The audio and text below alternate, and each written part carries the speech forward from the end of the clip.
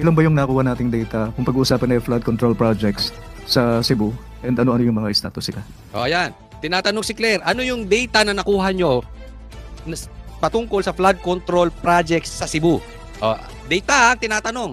Okay. Ano yung data mo, Claire? Sa ngayon po, meron po tayong initial data na nakuha mula sa DPWH website. Since 2016 to 2022. Diyan pa lang, pasabi ko tarantada. Ang kinuha niyang data sa DPWH talagang 2016 to 2022. Niloloko tayo ng mga animal na to. Matapos nga ang ilang buwang mga pakulo at kadramahan umano sa pag-iimbestiga ng Independent Commission for Infrastructure o ICI tungkol sa maanumalyang flood control scandal ay sadyang hindi talaga mapipigilan ang paglabas ng buong katotohanan. Nilinaw ng Independent Commission for Infrastructure na wala pa silang nakikitang opisyal ng gobyerno na maaaring sampahan ng kaso kaugnay ng mga kontrobersyal na flood control projects. Ayon kay Azurin, mula sa ibaba paakyat ang direksyon ng kanilang investigasyon kaya't hindi pa matukoy kung may matataas na opisyal na sangkot sa ghost projects. Sa ngayon, mga kontratista at district level signatories pa lamang aniya ang nakikita ng ICI na posibleng may pananagutan sa maanumalyang proyekto. Matatanda ang formal ngang pumalit si dating Chief PNP Rodolfo Azurin kay Mayor Benjamin Magalong bilang Special Advisor ng Independent Commission for Infrastructure o ICI. Sa kaniyang unang pahayag ay binigyan diin ni Azurin na ang kalaban kontra katiwalian lalo na sa mga proyekto ng flood control ay dapat isulong sa pamamagitan ng pagkakaisa, hindi sa gulo at hindi rin sa karahasan. Sa buong bansa ay tumitindig ang boses ng iba't ibang sektor, mga mamamayan, manggagawa, profesional at mga kabataan na nananawagan sa ating mga sundalo at kapulisan na makiisa sa akusada laban sa korupsyon. Tama lamang umano ang kanilang panawagan at makatarungan ang kanilang layunin. Ngunit dapat aniya nating tandaan na ang tunay na pagbabago ay hindi makakamtan sa pamamagitan ng pagkakawatak-watak, kaguluhan o karahasan.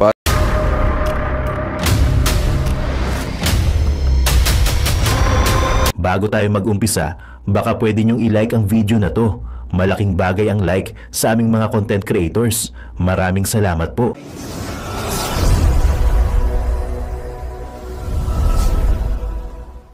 Hayop ka talaga! Ang ganda mong lalaki! Hindi daw niya ibebetray ang tiwala ng taong bayan. Solemn assurance. So, kung totoo ito, ibig sabihin, napakalinis nitong congressman. Ito ang pinaka malinis na naging House Speaker. Kung totoo ha, kasi isipin mo, wala siyang kinalaman. Tapos, yung mga nasa paligid niya, kumita ng bilyon-trilyon. Yung best friend niya, nakabili 3 chopper, bahay sa Forbes, private jet, and yet, siya, walang kinita. So, napaka-linis nitong tao na ito. Kung totoo itong sinasabi niya. Pero kung hindi totoo itong sinasabi niya, demonyo tong animal na to.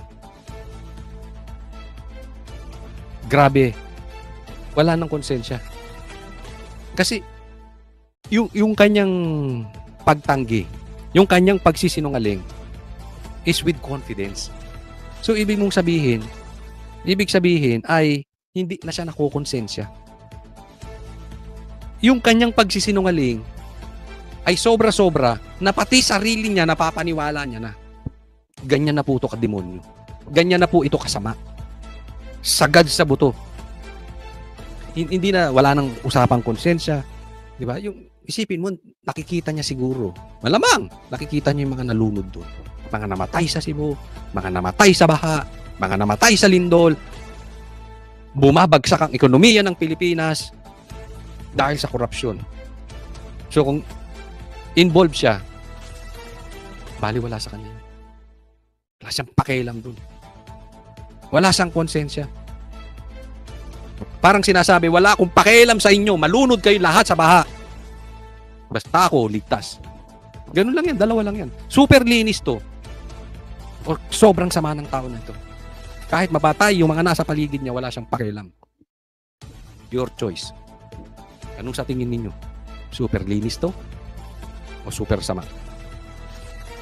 Next po. Ito po ay gusto kong bigyan ng komentaryo. Hindi ko alam kung si Kiko Barsaga ay nagbibiro nito. Bongbong Marcos, totoo ba ito? Ang tatanong tayo na maliwanag. O nagbibiro si Kiko Barsaga? Kasi sabi niya, breaking news, NFA rice is now for sale in Cebu for 20 per kilo.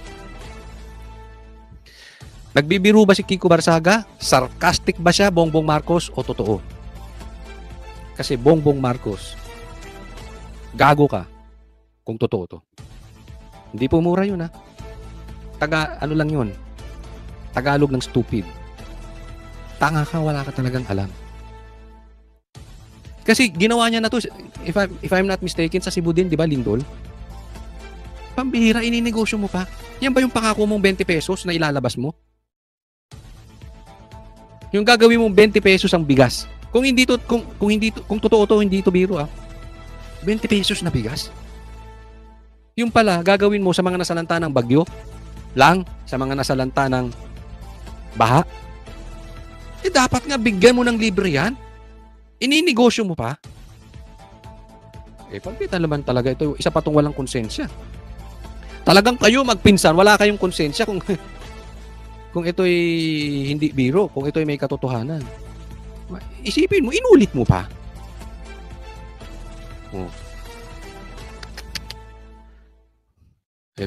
Ako sa tingin ko talagang sunog ng utak nitong si Bongbong Marcos kung totoo to. Wala na to. Wala nang future ang Pilipinas. Sunog na to. Next po. Ito po. Tingnan po natin, sabi, Consulate General of the People's Republic of China in Cebu. We are donating water and canned foods to the families affected by Typhoon Tino, wishing Cebuano strength and hope. Buti pa yung consulate ng China nag-donate. Si Bongbong Marcos. Di umano, magbebenta pa ng bigas na 20 pesos. Ano na yan? Ito yung kinahagalitan nila. China. Sila pa yung tumutulong. China. Yung pinagmamalaki mong Bongbong Marcos na EDCA. Ni hindi man lang namin naramdaman dyan sa Cebu. Ni wala man lang naitulong sa Cebu. Sinabi nyo ang purpose ng EDCA ay para makatulong. Pagka may ganitong klaseng disaster, asa na yung EDCA? Hindi. Nagpakatuta ka sa mga kano, ang tumutulong sa atin, China. Hindi ka ba nahihiyan yan, Bongbong Marcos? Sa bagay, inaaway mo yung China doon nung umatin ka dyan sa ASEAN Tapos, mag-gate crash ka para kamayan si Xi, President Xi. Kakahiya ka talaga, Bongbong Marcos. Pero tama to. Tama itong ginagawa nitong consulate ng China. Consulate General of the People's Republic of China. In goods po, huwag kayong magbibigay ng... Ito parang insulto to sa gobyerno natin. Hindi sila magbibigay ng pera. In goods po ang kanilang ibibigay. Kasi kung pera yan, mapupunta na naman yan sa mga lintik na mga gobyerno natin. Sa mga lintik na mga politiko, sa mga buhayan nating politiko na kahit na disaster na lang ang iniisip yung kanilang kapakanan. Kapakanan na magbenta ng 20 pesos na bigas, kapakanan na maituro ang Duterte, kapakanan na makuha ang pera pa. So tama yan. Tama. Buti nga Supalpal sa pagbumukha ng Pilipinas yan. Natong mga politiko. O nga pala, ang SMNI meron din silang pinost ko sa Facebook. Okay? Maaasahan yung SMNI. Talagang ipinamimigay. Okay? So, kung gusto nyo pong mag-donate, it's up to you. Kung sa SMNI, para maparating sa Cebu, kung may kaibigan kayo, parating nyo na ng diretso, basta wag lang sa gobyerno. Wag. If maaari, in kind, in goods, or idiretso na. Okay? Ito tingnan natin, si Bongbong Marcos ang tulong. After 3 days na nasalanta ang Cebu, ito si Bongbong Marcos, pumunta ron at nagphoto op. Ito na naman siya yung mga payuko, patingin-tingin sa helicopter. Ito naman yung paturo-turo na naman. Tingnan mo yung kuha rito, di ba? Parang may harang. Diyan lang kayo ha, dyan. Ayos kayo. Iposisyon nyo yung mga bata dito. Posisyon. Yun lang ang kinuhanan ng camera eh. Yun lang. Si Bongbong Marcos lang tapos konting crowd. Sana naman lang kinuhanan nyo hanggang likod. Di ba yung sitwasyon? Kasi yung bang halatang-halatang parang may malang, may masabi na may ginawa siya. Kita mo, parang may harang. Ito, yung inaapakan niya. Harang. Dito ako. Kayo dyan na mga madudumi, dyan lang kayo. Tapos kunwari, kuna ng picture, kunwari kinakausap, kunwari concern, kunwari tutulong, di ba? Pero huwag kayong lalapit. Dyan lang kayo. Children, distance. Distancia amigo. Di ba? Halatang halata. Ito, paturo. Akala mo nagbibigay ng instruction. Hindi. Walang alam yan eh. Anong tulong na ibigay niyo? 20 pesos na bigas, magbebenta. Ano pa? Ano pa naku? Mahuhuli ba? Di ba anong ginawa nilang ng kanyang spokesperson na tinaguan niya sa palda? Sinisipa Duterte. Imbis na habulin niya. Hindi naman itong loko-lokong to. Imbis na habulin niya. Yung sino nag-ghost projects o sino yung gumawa ng flood control nung kanyang panahon, habulin niya. Ipakulong niya. I-serve niya yung justice. Hindi, tinuro na naman ng Duterte. Inutil talaga no? Wala talagang kwenta itong tao na ito. Pambihira. Ito lang, meron akong gustong bigyan ng komentaryo. Patungkol ulit dito kay Bongbong Marcos. Pag-usapan po natin itong sinabi ni Chua. Sabi niya, President Bongbong Marcos is doing the hard work. Sip-sip! Namamatay na mga Pilipino, nalulunod na doing the hard work. Anong hard work doon? His approach is saving lives. Paano? Sinong nasave niya? Namatay. Naganda lunod-lunod. Anong nasave? Saan siya may naisave? Not just making headlines. Marcos does the work with all his heart. Not for praise or media noise. But to save Filipino. Bakit? Paano mo naman pupurihin? Ikaw lang ang pumupuri. Naman to si Chua, napakasip-sip no? Kulang ka na sa budget. Baka magalit sa'yo si Tambi. Kasi kapupuri mo kay Bongbong Marcos, lumininis si Bongbong Marcos. Ang dapat nililinis nyo si Tambi. Yan ang gusto niyan. Siya ang linisin nyo, wag si Bongbong Marcos. Baka mawalan ka ng budgetan dyan. Huwag masyadong sip-sip. Kasi tatandaan ninyo, change is coming. Kung may Santa Claus is coming to town, change is coming. And if it comes sooner, kasama kayong lulubog kung kaninong tumbong yung sinisip-sip nyo. Mag-iingat kayo. Mag-iingat kayo. Hindi po tayo nananakot, pero tatandaan mo. Yung iba dyan, maraming pinatayong City Hall. Sa gitna ng sa bangketa. Delicates yan. Ingat sa kakasip-sip. You make sure, tama. Kasi hindi ko maintindihan sa mo pinulot tong saving lives. Ito po, diversion naman, declare. Tingnan natin yung sasabihin niya. Yusek, good afternoon po, Yusek. Yusek, sa pakikipag-ugnayan nyo sa DPWH, ilan ba yung nakuha nating data kung pag-uusapan na yung flood control projects sa Cebu and ano-ano yung mga status sila? Ayan. Tinatanong si Claire, ano yung data na nakuha nyo patungkol sa flood control projects sa Cebu? Data, tinatanong. Okay. Ano yung data mo, Claire? Sa ngayon po, meron po tayong initial data na nakuha mula sa DPWH website. Since 2016 to 2022. Diyan pa lang, pasabi ko tarantada.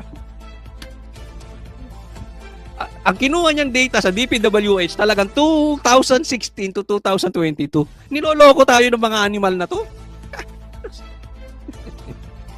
Kasi kung aayusin mo yung gusto mo talagang maayos yung halimbawa lang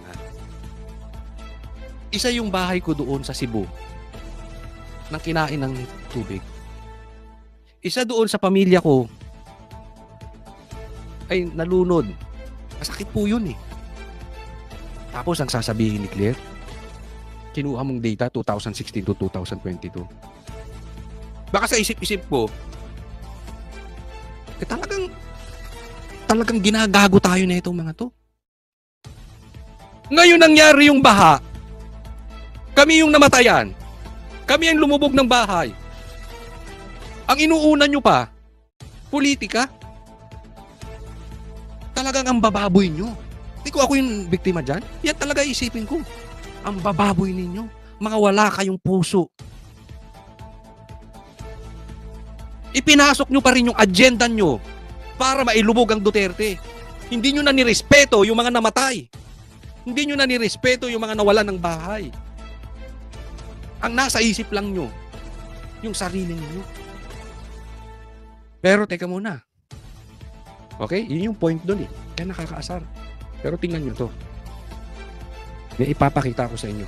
Ito po, itong ginagawa ni Claire, ito ang istorya ng kabuuan. Ito ang sumasalamin sa kabuuan ng strategy nila. Papakita ko sa inyo. Lumalabas po na 343 flood control projects. Ayan, 343 flood control projects ng 2016 to 2022. Diretsuhin na natin. Ang ibig niya sabihin, 343 flood control projects nung panahon ni Duterte. Ayan na lang ha. Diretsahan na. Wag na tayong pabakla. Ang nagawa, dalawa po ang terminated dito. At ito na yung makikita niyo po sa DPWH website. Mhm. At sa panahon po ng 2023 to 2025, meron pong 168. Okay, so nung panahon ni Bongbong, 168 lang. Ililista ko nga. 168 nung panahon ni Bongbong. O, 323 nung panahon ni Duterte. Diretsahan na tayo. Wag na nating anuhin. At ang ongoing pa po ang 55. Pero kanina lamang po, bago po tayo sumalang po dito, ay mayroong pinadala po si Sec Vince ng latest data. At yun po ay mayroon pong mga flood control projects hindi lamang po sa Cebu kundi sa ibang mga rehiyon at ipiprint lang po namin at ibibigay po sa inyo maya-maya po. Yusek, follow. Okay, so dito i-explain natin. Mabuti ha. Ito yung sinasabi kong salamin ng game plan nila. Ang sinabi nila, 323 flood control projects nung panahon ni Duterte. Kay Bongbong, 168 lang. Pero pag titingnan nyo yung amount, simula 2022 ay 2016 hanggang 2022, kung hindi nagkakamali yung aking utak, 1.2 billion plus 2.1 plus 2.4 plus 1.5, nagkakahalaga ito ng 17 billion .021 nung panahon ni Duterte. Ulitin ko po. Ha? Humigit ko lang, computin nyo na lang. 17.021 nung panahon ni Duterte. Panahon ni BBM, 14.63 billion, 11.61 billion, 12.77 billion. Oh, kung tama ang aking computation ng aking utak, 39 billion .032. Okay? Niloloko tayo nito si Claire. Bakit? Ang pinagtuunan niya yung dami ng flood control projects. Hindi po yun. Yung laki. Isipin mo, yung buong proyekto nung panahon ni PRRD, 17 billion lang. Nung 2023, 14 billion na. Isang taon, halos kaparehas ng 6 na taon ni PRRD. Ulitin ko, yung isang taon nila na 14 billion at yung yung 6 na taon na 17 billion ni PRRD, 6 na taon compared sa isang taon ni Bongbong, halos parehas. 14 tsaka 17, di nagkakalayo, di ba? Nakuha nyo? So anong style? Sisilipin nila. Kaya kailangan pag nagsalita si Claire, silipin ninyo. Bakit? Isa lang ang tatamaan yan. Yung siyang mintis. Isipin mo ang importante, yung amount. Kasi ngayon nalunod eh. So halimbawa, pumasok ako, Bongbong Marcos. Nakita ko, teka muna. Kulang itong flood control, hindi nito kakayanin yung problema dito sa Cebu. Kaya nga nagtaas kayo ng budget eh. First year pa lang. Pantay na halos nung 6 na taon ni PRRD. O sige, ayusin natin yan. Wala pa rin nangyari. Pangalawang taon, 11 billion. Pangatlong taon, 12 billion. Tan total niyan, 39 billion. Humigit kumulang. Panahon ni Bongbong. 17 billion lang kay PRRD, 6 na taon. So yung 3 taon ni Bongbong Marcos, doble ang flood control projects na perang kinuha nyo sa taxes ng taong bayan compared sa 6 na taon ni Bongbong ni PRRD. Naiintindihan ninyo? Kaya don't ask. Don't shit us with that 323 flood control projects. Naiintindihan? No. Ano pang purpose? Bakit humingi kayo ng pagkarami-raming budget? 3 taon lang, dinoble nyo yung budget nung panahon ni PRRD. Anong purpose nun? Para makabili kayo ng chopper? Para makabili kayo ng jet plane? Private jet? Para may bambayad kayo ng NPA? Ako yung nagtatanong lang. Para mahawakan nyo sa leeg ang mga dilawan? Anong purpose nun? Saan napunta yun? Diba? Kasi, di Bongbong, lumayas ka na dyan. Kasi kung ang gagawin natin lahat ng mali, isisisi mo sa nakaraan. Claire, anong purpose ng amo mo dyan? 3 taon na siya eh. Halimbawa, yung drug war ni PRRD. Hindi man siya nagtagumpay na nasiro niya ang drug problem ng Pilipinas. But significantly, luminis ang kalsada. Tama ba ako? Tama-tama. So yung na-create nung panahon ni Noynoy o panahon pa dati-dati, ang daming drugs.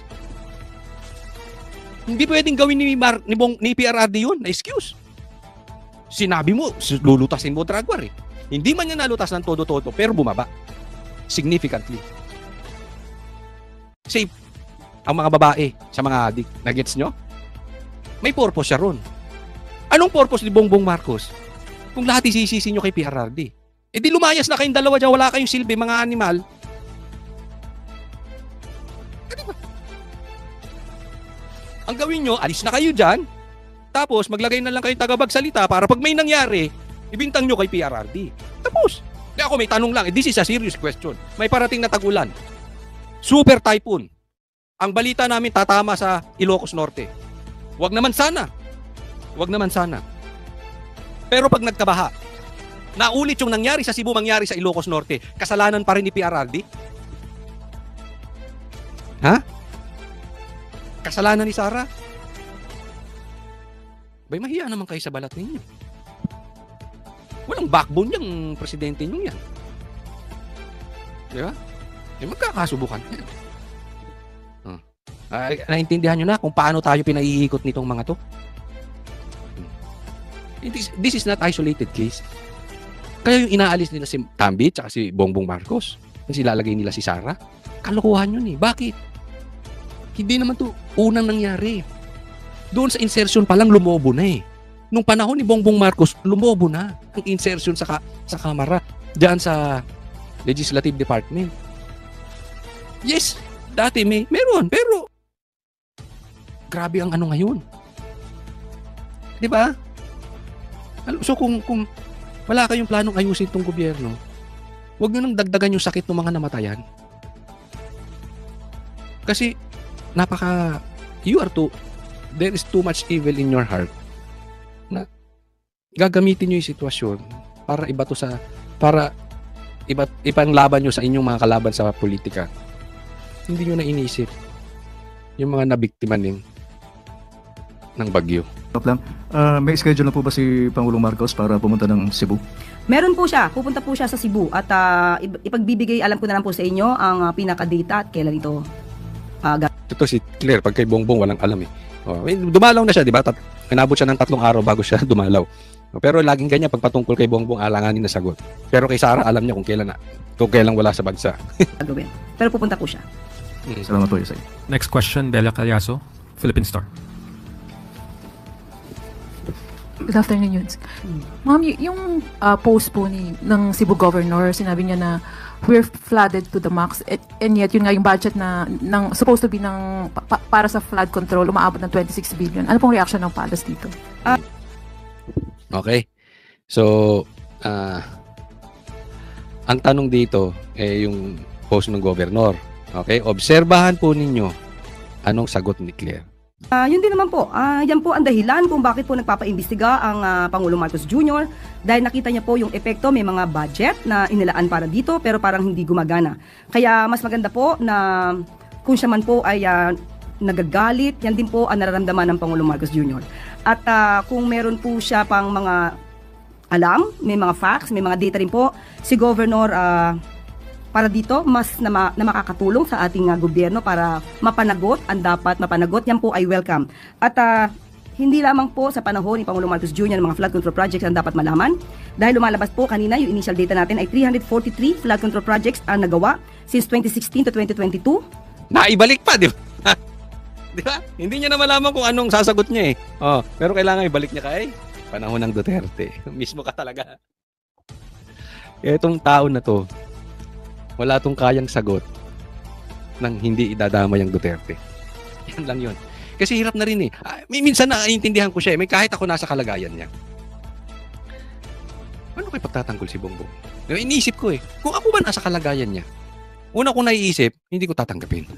Kung sakali ako, hindi ko tatanggapin. Pero kung nga rin for discussion purposes, di ba? Natanong kasi ako niyan eh. Intindihin niyo si Claire. Natanong ako ng isang vlogger.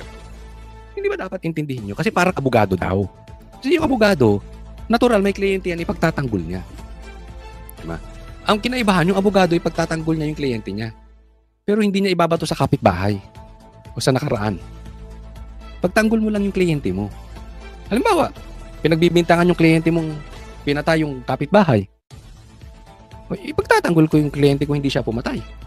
Pero hindi ko ibibintang doon sa ibang tao. Kasi kawawa naman yung ibang tao, di ba? Makonsensya ka naman.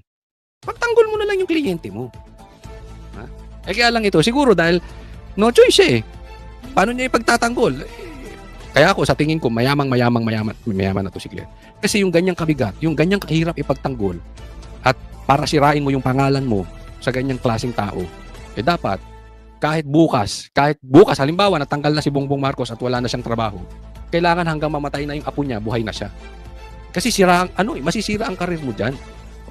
Hindi man masira ang karir mo, pero yung pagkatao mo sirang-sira. So dapat sulit. 'Di ba? Dapat sulit ang kikitain mo. Kaya sa tingin ko mayaman na ito, no? Eh opinion ko lang naman 'yun. Pero 'di ba yung sabi, intindihin niyo si Claire, hindi pwede kasi intindihin eh. Dahil paano nga naman niya ipagtatanggol? Talagang kalat tong si Bongbong Marcos. Ay. Pero yung ibibintang pa sa iba, pangit. Sa Cebu, mula sa 1st District, 2nd District, 3rd, 4th, 5th, 6th, 7th hanggang sa city. So dapat din po itong makita dahil kung meron pong 343 flood control projects noon pa man, dapat po sana ay gumagana ito. So pagtulong-tulungan po natin. Ilang 3 beses niya inulit.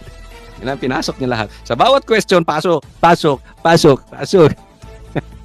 Alam mo, ito ang ibig sabihin ng desperation. Alam niyo kung bakit? Kasi yung kliyente niya hindi tatayo on itself dahil madumi. Kasi kung ang kliyente mo talaga is not guilty, he can stand on the personality or the character of his client. Hindi mo na kailangan mag-iba-iba. Hindi mo na kailangan magpaulit-ulit patungo sa iba. Kasi halatang halata eh. 'Di ba? Na hindi mo maano yung kliyente mo, hindi mo maipagtanggol. So kailangan ilipat mo. Desperation act na ito nila. Ama naming Diyos na makapangyarihan sa lahat, salamat po sa iyong pagmamahal na hindi nagmamaliw. Sa gitna ng kaguluhan sa aming bansa, turuan niyo po kaming magtiwala sa iyong hustisya at hindi sa hustisya ng tao. Linisin niyo po ang aming mga puso at ituro niyo po ang tamang daan ng katotohanan at pag-ibig. Tulungan niyo po kaming maging ilaw sa gitna ng dilim at ipakita sa mundo na may pag-asa pa sa pangalan ng aming Panginoon Hesus. Salamat po sa pag-ibig po ninyo at salamat sa pagdinig ng aming mga panalangin at iligtas niyo po kami. Sa pangalawa po ninyong pagparito at patawarin po kami sa lahat ng aming mga pagkukulang at pagkakasala sapagkat ito po ang aming samutiling sa matamis na pangalan ng aming Panginoon Hesus. Amen. Sa lumang silid, mag-isa kang tahimik. Walang kamera, palakpak ay wala na. Ngunit sa bawat pader ng bayang iniwan mo, may pangalan mong di na mabubura.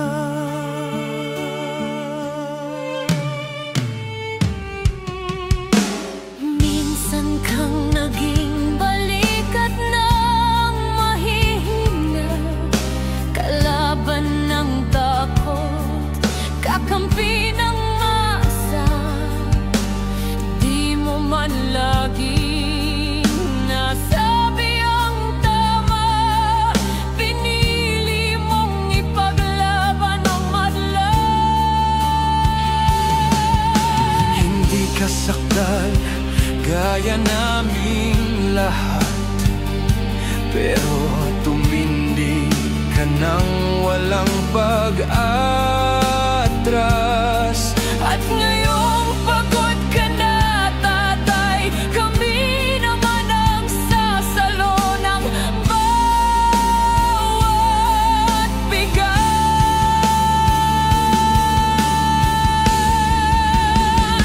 Hanggang sa dulo, ikaw ay mahal.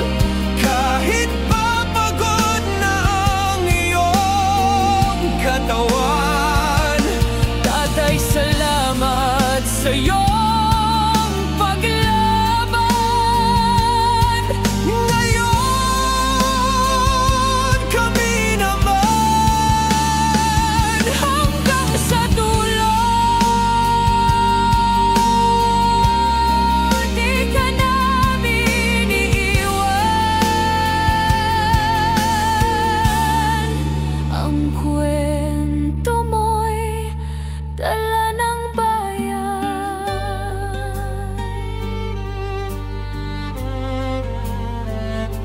tahimik ka na sa mga batikos.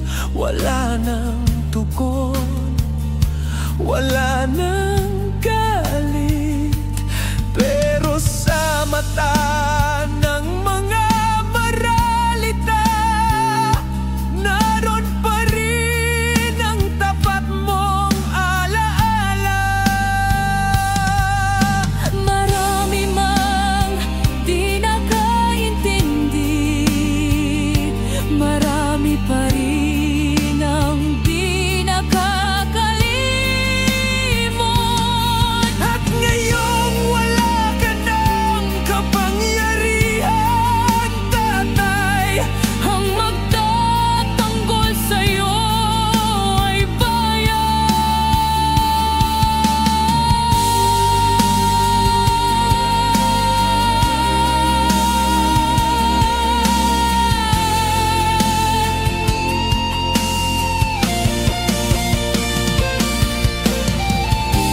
hindi ka nag-iisa. Kahit ngayon,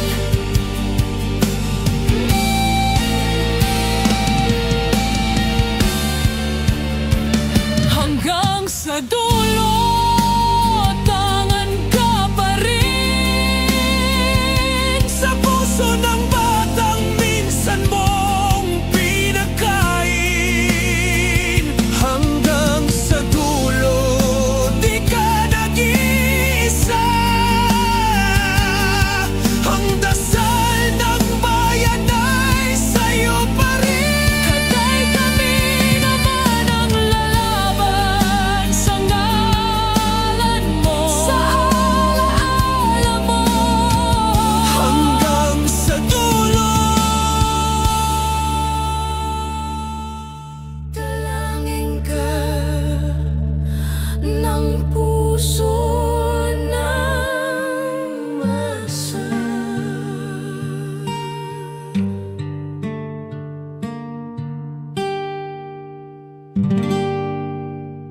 At yun na nga mga kababayan, ano na ang masasabi mo? Kung mayroon kayong hinaing at komento patungkol sa balitang ito, please comment down below.